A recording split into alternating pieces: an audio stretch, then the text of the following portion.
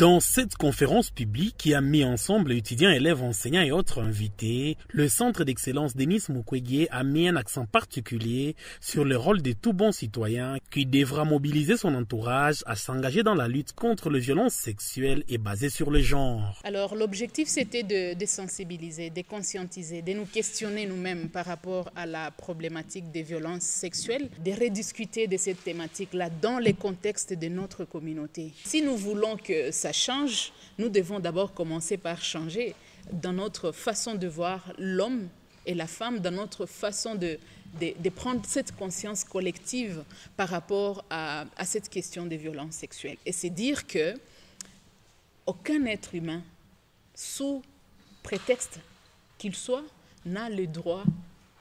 d'être maltraité, n'a le droit d'être violenté, n'a le droit d'être chosifié. Et donc, il faut se traiter correctement, égal à égal, tout simplement dans la communauté. À l'occasion, plusieurs experts et acteurs engagés dans la lutte contre les violences basées sur le genre ont échangé avec l'assistance sur les formes de violences sexuelles en RDC et leur impact, les perceptions de ces violences par la société, les sanctions prévues par la loi en matière de violences sexuelles et la procédure à suivre pour dénoncer un cas de viol ou violence sexuelle. Un débat houlé s'en est suivi où les jeunes se sont engagés à être en première ligne dans les initiatives pour dénoncer et décourager les violences sexuelles. Pour moi, cette conférence a été très bénéfique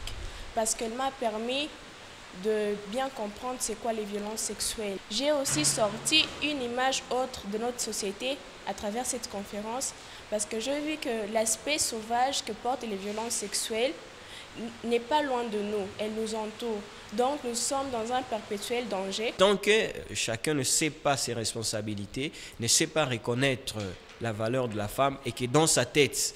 ça ne tourne pas encore dans ce sens-là, il y aura du mal à valoriser la femme. Donc c'est un appel à tout le monde à reconnaître que la femme a des valeurs, a des compétences. Et donc ça valait vraiment la peine que l'on développe de telles thématiques pour que chaque couche se retrouve